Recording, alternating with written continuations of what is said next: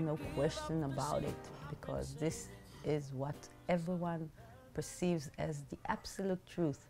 We are surrounded and we are made of matter.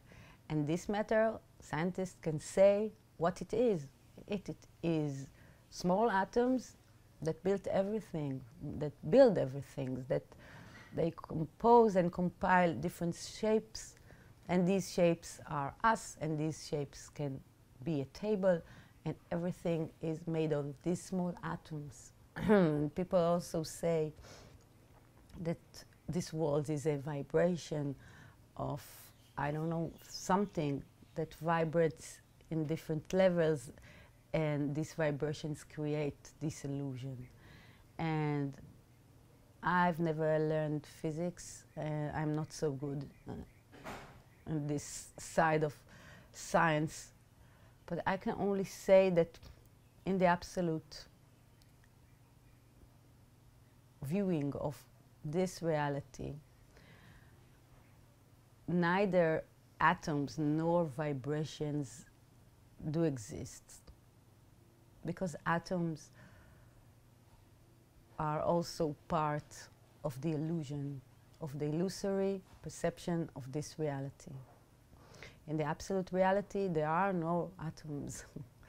There is no vibration.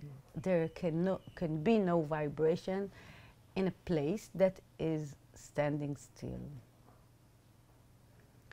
This quality of standing still and emptiness is the characteristic of this state, of this thing that I call all-nothingness. It is empty and it is still. And in an empty and still thing, there can be no vibrating or sub-matter. Like atoms are a sub-matter. The scientists say that it's almost empty. There is almost nothing. There is only something very, very, very small. But there can be nothing in this emptiness, not even a small one, not even an atom. I'm not saying that in this apparent reality there are no atoms. In this apparent reality there are atoms, there is matter, there is a separate form, and this is all being perceived by the separate form, and this is the natural state.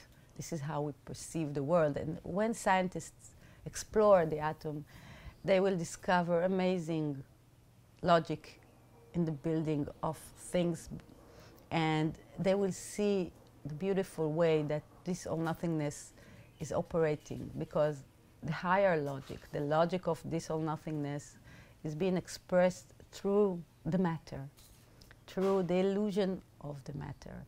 So we can explore it, but we must know that it's very different from the natural state of things, which is empty. To say that we are in an empty place and in a still place when we're clearly sitting on a chair and experiencing our body is unacceptable to the mind. And no matter how many people will say that, if I say that, if you will read it in the old scriptures, and if you will believe it with all your heart, that there is no matter, that we are all oneness, and that everything is empty, you will never really know it. And if you think about it very clearly and honestly with yourself, you will understand that you don't believe what I'm saying. You don't believe that there is no chair when you sit on a chair. You don't believe that you don't have a body. You don't believe that there is no matter. This is because the illusion of the matter is so powerful, just like the illusion of time, just the illusion of the space that surrounds us. It is a very powerful illusion because it's built so good. The matter has such different shapes, such different textures. There is soft matter, there is water.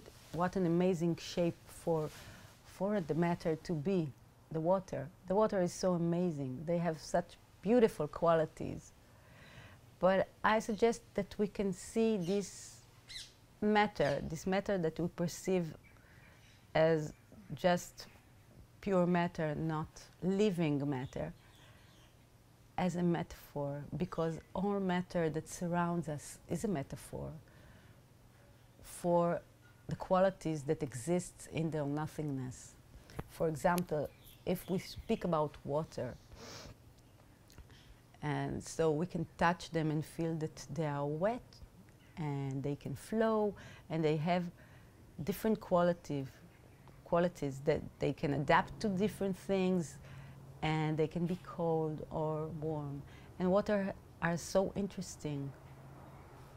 So water is a metaphor, or the way that all nothingness expresses itself and its qualities. These are the qualities, like when you say there is a nice person or a very rude person. So you can't put the finger, where is he nice? It's not in the world of matter that you can perceive that someone is nice or not. You just know he has this quality. And this quality is all that matters, because you know the person and you know who he is through his behavior. And in the same way, water behaves in a certain way and has certain qualities, and this is the qualities of the all-nothingness, and this is how it expresses itself. So all the matter that surrounds us is only an idea and only an expression of the qualities that exists in this all-nothingness. So when we look around us and see the matter that surrounds us and see the matter that we are built out of, we can start to grasp how many ideas and qualities this all-nothingness has. And if we will be able to start seeing matter not only as a dead without, I can say, it's like he doesn't have a will of its own, the matter. The matter is neutral, is passive. And this is not the case. Matter is not neutral, matter is not passive, and matter is not dead. It's very much alive, just like you perceive yourself to be alive. Matter is also alive.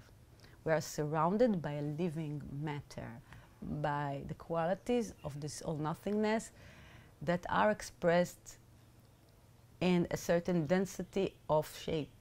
And we look at these shapes, and instead of realizing what they are, these wonderful ideas, the idea of a leaf growing or flying in the wind, or the idea of a wind, these are ideas. So we don't see that as ideas. We see the wind, we see the leaf, and we concentrate on the dead meaning of it, and we miss the part that everything that surrounds us is made out of this idea, and it only expresses itself through this matter.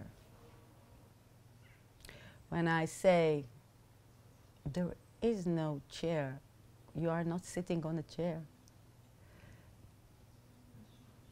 The mind says, oh, but I know there is a chair because I sit on it and I feel all the heavy weight of my body relaxing into it. But everything that happens is the ability for the separate form to connect. Matter enables us, the separate forms, to connect to each other in various ways. When matter disguises itself as a chair, it enables the person to sit on it. And it's a generous movement. Every matter has a purpose, has a meaning, has an idea, and he wants to express itself, this dead matter, and it has something to give the other shape, just as we, as different shapes, have something to give. But matter can't speak, matter can't act in the way that we act, through words and movement. Sometimes matter can move, but it can't express itself to us in ways that we can understand it as humans. So we have to be very observant and look at matter as what it really is. It is the same thing that is us. It is this all-nothingness disguised as something, just to make us look at each other, look at the different ideas, look at the different shapes, and above all, communicate and create this movement between us, create this game. So we can and we should respect matter. I don't mean that we can't use it, or just start saying thank you to the chair and the glass of water that we drank. But if we change our perspective on matter and start understanding that it is part of us, that it is a different part of us that can't say in words its meaning, we can look at the world in a different way. We can look at our entire world in a different way and live differently. Because we have to respect ourselves. I think anyone in this journey for spiritual awakening or enlightenment or whatever it is you are searching, the first thing that you have to do is to respect and understand who you are. And self-respect inflicts on others, because people who don't respect others usually don't respect themselves, and they have troubles and issues with themselves. But if we can extend this respect, it is a very nice exercise for the mind. And I suggest that you look at the world around you as if it was a living thing, as if matter is a living thing. It's the same as you, it's alive, and it speaks. You don't understand what it says, but you do understand the meaning, because every kind of matter that surrounds you has a purpose, has a meaning, has qualities, special, wonderful qualities, unique qualities. Just like you have special qualities as a person, matter has special qualities. Matter is unique. And we should respect it. And not in a plain way. When we say, I'll give it respect and I'll use it well. The respect you can give matter is to understand matter. Why is this specific matter in your life? What do you do with the matter in your life, with the things in your life, with the shapes in your life? If you're an artist, you can play with the matter and create different beautiful expressing forms. This is an example of what you can do with the matter, how you can take a stone and create a beautiful sculpture out of it, and you give this stone a meaning, something. So everything that surrounds you is alive. It's not vibrating because it can't. Vibration is not possible in this all-nothingness. It is very, very still. But in the illusion of the connection between the forms, matter is no different than us. You are not different than the things you eat. You are not different from the sky above you. You are not different from the plane that makes its way in the skies above you. The same thing, the same idea, expressing in different shapes. And when you realize that, you will not want to exploit anything or anyone for your purposes. It is ridiculous to try to gain something out of something else. You only take from yourself and give to yourself. This is when we realize that this simple truth, that this matter that surrounds us is not real, and it is an idea that we have to know what it wants to tell us. Then we can use it in the proper way. And when I say the proper way, there is no proper way and one way we can act, but there is a higher place in which matter and us can be the most evolved we can be, to take the fullest potential of matter that we can. So for example, if there's a chair and there is a tired person next to it, if the person will not sit on the chair, then the matter will lose its meaning. It's like all the matter that surrounds us as a destiny, a certain destiny. He's destined to do something. We are destined to use it. And it cannot express itself and say, hey, this is what I'm created for, do it, use me. Use me for the best way you can. Give purpose to my existence.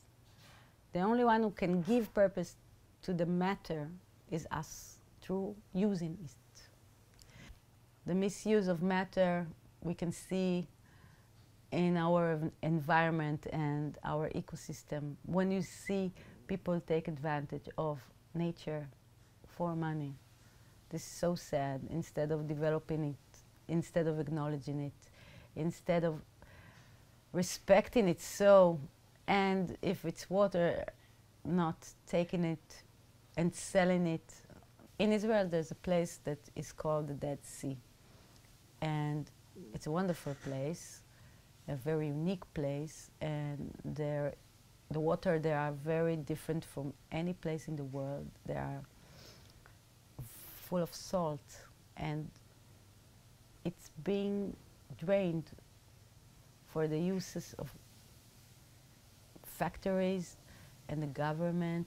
And they don't respect this matter, this Dead Sea, this shape, and it can't speak. It can't say, I was not created for you, for some, to make some money. I was created for the benefit of the world, because my water can heal, and this water can heal different skin diseases.